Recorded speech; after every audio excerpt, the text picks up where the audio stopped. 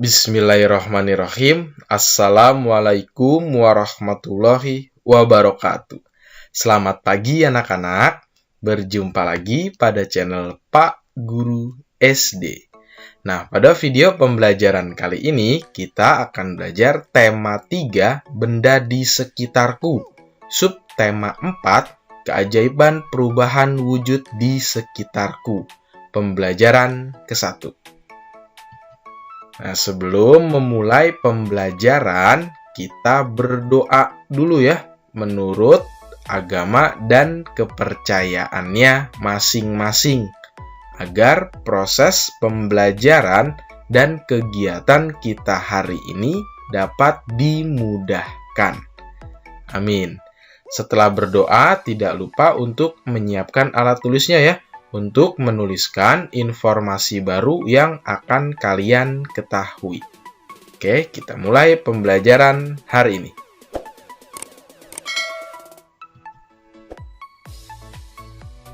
Garam membuat masakan menjadi lezat.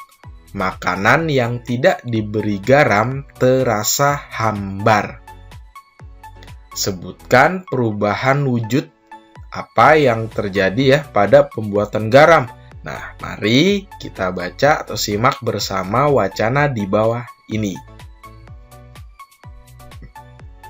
Bertani garam. Garam dihasilkan dari air laut di pinggir pantai.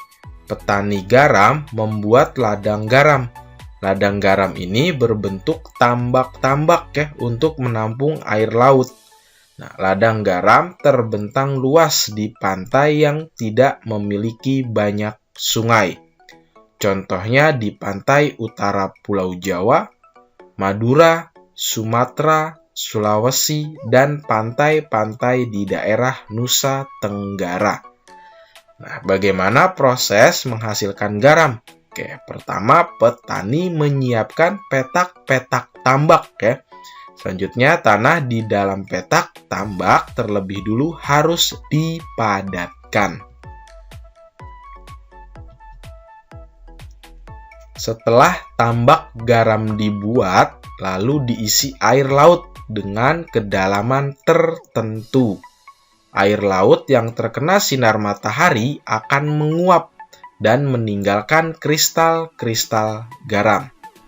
Untuk mendapatkan lapisan garam yang tebal, setiap hari harus ditambah air laut. Hal ini untuk menggantikan air laut yang menguap. Setelah sekitar 210 hari atau setelah musim kemarau berakhir, lapisan garam di dasar tambak pun harus segera dipanen. Nah, memanennya jangan menunggu musim hujan tiba. Mengapa? Sebab kualitas garam akan menurun atau tidak bagus. Garam setelah dipanen lalu dijual ke pabrik untuk ditambah zat iodium dan dikirim ke daerah-daerah. Oke, paham ya anak-anak ya? Nah, kamu telah membaca wacana tadi ya di atas, kemudian kita menjawab pertanyaan berikut ini nih berkaitan dengan wacana. Pertama, bahan dasar pembuat garam adalah titik-titik. A. Pasir, B. Air laut, C. Air biasa. Jawabannya adalah garam dihasilkan dari air laut. Kemudian yang kedua, contoh daerah penghasil garam di Indonesia adalah A. Pulau Kalimantan, B. Pulau Bali, dan C. Pulau Sulawesi. Oke, jawabannya adalah contoh daerah penghasil garam adalah di pantai utara Pulau Jawa, Madura, Sumatera, Sulawesi, dan pantai-pantai di daerah Nusa Tenggara. Jadi jawabannya adalah Pulau Sulawesi ya. Kemudian yang ketiga, proses perubahan wujud yang terjadi pada pembuatan garam adalah A. Menguap, B. Membeku, C. Mencair. Jawabannya, air laut yang terkena sinar matahari akan menguap dan meninggalkan kristal-kristal garam. Selanjutnya yang keempat yaitu pernyataan yang benar adalah titik-titik. A. Air menguap karena terkena sinar matahari. B. Agar garam yang dihasilkan bersih, air laut harus ditambahkan setiap hari. Dan C. Agar kualitasnya bagus, garam harus dipanen saat musim penghujan. Maka jawaban yang benar adalah air menguap karena terkena sinar matahari. Paham ya anak-anak ya? Oke, selanjutnya, waktu yang diperlukan untuk memanen garam adalah titik-titik. A. 210 hari, B. 210 minggu, dan C. 210 bulan. Maka jawabannya adalah A ya, 210 hari. Setelah sekitar 210 hari atau setelah musim kemarau berakhir, lapisan garam di dasar tambak pun harus segera dipanen. Perubahan wujud terjadi pada proses pembuatan garam. Nah, bantulah Siti menceritakan proses pembuatan garam. Kita buatlah bentuk cerita bergambar. Nah, yang pertama itu petani menyiapkan petak-petak tambak di pinggir pantai. Yang kedua, tambak diisi air laut. Air laut yang terkena sinar matahari akan menguap dan meninggalkan kristal-kristal garam. Tiga, setelah sekitar 210 hari atau setelah musim kemarau berakhir, garam di dasar tambak pun harus segera dipanen. Dan yang keempat itu, garam-garam setelah dipanen lalu dijual ke pabrik untuk ditambah zat iodium dan dikirim ke daerah-daerah. Paham ya anak-anak ya? Oke, selanjutnya. Nah, waktu yang dibutuhkan petani garam untuk mengisi satu petak air laut adalah 2 jam. Nah, berapa lama waktu yang diperlukan dalam satuan menit? Nah, kita mengkonversi atau mengubah nih ya, dari jam ke menit. Satuan jam dapat diubah menjadi menit. Nah, diskusikan bersama ayah atau bunda kalian nih ya. Isikan hasilnya pada titik berikut. Nah, sebagai ini penjelasannya. 1 jam sama dengan titik-titik menit. 1 jam berapa menit ya? Nah, 1 jam adalah 60 menit. Perhatikan cara penyelesaiannya di samping. Nih. 2 jam sama dengan 2 jam dikali 60 menit nih ya, sama dengan 120 menit karena 1 jamnya itu 60 menit. Nah, jadi waktu yang dibutuhkan petani garam untuk mengisi satu petak adalah 120 menit. Mudah ya anak-anak ya? Oke, lanjut. Untuk memanen satu petak garam, petani garam memerlukan waktu 90 menit. Nah, berapa lama waktu yang diperlukan dalam satuan jam? Nah, sekarang dari menit diubah ke jam.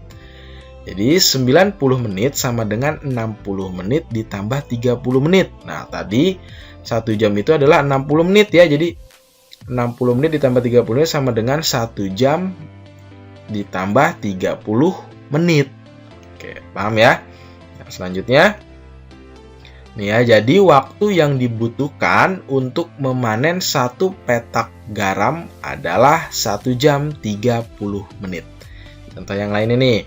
Setelah memanen garam, petani membawa garam hasil panen ke pabrik. Waktu yang ditempuh petani menuju pabrik dengan berjalan kaki adalah 1 jam 20 menit. Berapa lama waktu yang dibutuhkan dalam menit? Nah, sekarang dalam menit lagi nih ya. Di sini ada jam dan ada menit, berarti jamnya dulu diubah menjadi menit. 1 jam 20 menit sama dengan ya, 1 jam 20 menit sama dengan 1 jam. 1 jamnya tetap ya, 1 jam itu 60 menit ya. Kemudian 20 menitnya tetap 20 menit. Jadi 1 jam 20 menit sama dengan 60 menit ditambah 20 menit sama dengan 80 menit. Mudah ya? Oke. Nah, isilah satuan waktu berikut ini nih. Ada contoh soal lainnya. Yaitu 1 jam sama dengan titik-titik menit. Nah, dan 1 menit sama dengan titik-titik detik. Jadi 1 jam itu 60 menit dan 1 menit itu 60 detik. Nah, ini contoh soalnya. 1 jam sama dengan titik-titik menit dan 2 jam sama dengan 2 dikali titik menit sama dengan titik-titik menit. 3 jam, selanjutnya 4 hingga 5 jam. Nah, 1 jam itu berapa menit sih tadi 1 jam? Nah, 1 jam adalah 60 menit dan 2 jam itu berarti 2 dikali berapa? 60 menit ya. Jadi 2 dikali 60 menit sama dengan 120 menit. Ini duanya itu karena 2 jam dan 1 jamnya itu 60 menit ya. Paham ya? Kemudian ini 3 jam. Berarti di sini berapa? 3 dikali 60 menit. Jadi hasilnya adalah 180 menit. Dan ini 4 jam. Jadi tinggal 4 dikali 6. 4 kali 6 sama dengan 240 menit. Jadi 4 dikali 60 ya. Karena 1 jam itu 60 menit. Kemudian 5 dikali 60 sama dengan 300 menit. Mudah ya tentunya, tapi kalian harus hafal perkalian nih, karena ini tentang perkalian. Selanjutnya, contoh lainnya nih ya, ubahlah satuan jam menjadi menit. Nah, sekarang dari jam diubah menjadi menit. Nih, soalnya 4 jam 45 menit sama dengan titik-titik menit ditambah titik-titik menit. Berarti ini kita bagi. Nah, 4 jam itu berarti 4 dikali 60 nih. Nah, kalau tadi bisa dibagi bisa juga dikali ini ya. Ini 4 jam nih. 4 jam tulis 4. Sementara 1 jamnya itu 60 menit. Jadi 4 dikali 60 sama dengan 240 menit nih yang sininya. Kemudian ininya adalah 40 menit. Karena tetap sininya menit ya. Kita ngubah yang 4 jamnya dulu nih ya. Kemudian jawabannya adalah dijumlah 285 menit. Ya. Selanjutnya, itu ubahlah satuan menit menjadi jam. Nah, kemudian diubah menjadi jam nih. 60 menit sama dengan titik-titik jam. 120 menit sama dengan titik jam. Nah, ini baru dibagi nih ya. Jadi 60 menit tadi berapa? 1 jam. Nah, 120 menit berarti dibagi 60, 120 dibagi 60 sama dengan adalah 2 jam. Dan 180 menit berarti dibagi 60 menit ya, karena 1 jamnya 60 menit. Hasilnya adalah 3 jam dan 300 menit adalah hasilnya 5 jam. Mudah ya anak-anak ya. Tapi kalian harus ingat, kalian harus sudah hafal perkalian dan pembagian ya, berlatih dengan bersama ayah, bunda atau keluarga lainnya di rumah untuk menghafal perkalian dan pembagian. Nah, selanjutnya itu adalah ubahlah satuan menit menjadi jam. Nah, banyak sekali ya Pak Guru mencontohkannya ya. Ini 350 menit sama dengan titik-titik jam, titik-titik menit. Nah, berarti ada jam, ada menit. Nah, penjelasannya 5 dikali 60 sama dengan 300 menit atau 5 jam berarti ya. 5 jam. Nah, dan ini 50 menitnya tetap karena 300-nya yang kita hitung dulu yang depannya ya. Jadi hasilnya adalah 5 jam 50 menit. 350 menit sama dengan 5 jam 50 menit. Oke, mudah ya. Nah, sebutkan perubahan wujud yang terjadi saat menjemur pakaian basah. Ayo, perubahan wujud apa itu? Nah, perubahan wujudnya itu adalah penguapan ya. Benar nih yang menjawab perubahan wujud penguapan. Jadi sama seperti proses pembuatan garam. Baju mengering karena air dalam baju yang basah menguap terkena panas matahari. Nah, setelah baju mengering, lipatlah dengan rapi dan susunlah di lemari. Nah, jadi kita belajar untuk melipat baju atau pakaian ya. Perhatikan cara melipat kaos berikut ini. Nah, ikutilah langkah-langkahnya. Nah, ini yang pertama. Nih, yang pertama bajunya dulu nih. Dilebarkan ya bajunya. Kemudian yang bagian bawahnya nih. Ya, bagian bawahnya kita apa nih? Luruskan ya. Mau kita lipat nih, tandai. Kemudian kita lipat yang bagian samping kiri nih ya. Samping kiri, kemudian samping kanannya. Kemudian ini yang lipatan kecilnya, lebihannya nih, lebih ini nih. Dilipat lagi, diratakan. Kemudian dari bagian bawah ditaikin ke atas, ditutup. Jadilah seperti yang nomor 6. Kemudian pas sudah rapi, nih seperti nomor 7, baru kita simpan di lemari. Yang rapi ya, jangan sampai berantakan lagi. Oke, paham ya? Mudah. Ayo, banyak berlatih ya bersama ayah maupun bundanya. Selanjutnya, itu cara melipat kaos dapat bermacam-macam ya. Berikut ini langkah-langkah melipat kaos dengan cara cepat. Nih, ini ada cara cepat ya, tadi cara yang lama tapi tetap rapih juga ya, bisa. Ini juga cara cepatnya.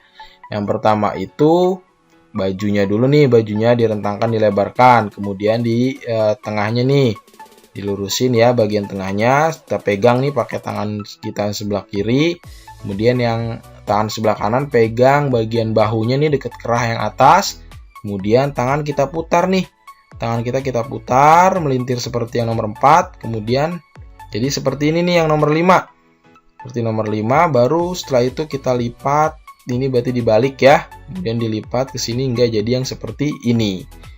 Ya, itu tergantung menurut kalian bagaimana cara mudah, cara cepat. Yang penting intinya adalah pakaiannya itu rapih dan disimpan di lemari dengan rapih juga. Oke, paham ya anak-anak ya?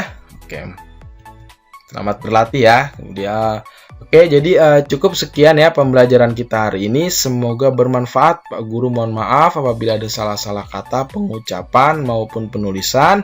Kurang lebihnya mohon maaf. Terima kasih. Wassalamualaikum warahmatullahi wabarakatuh. Sampai jumpa pada pembelajaran selanjutnya.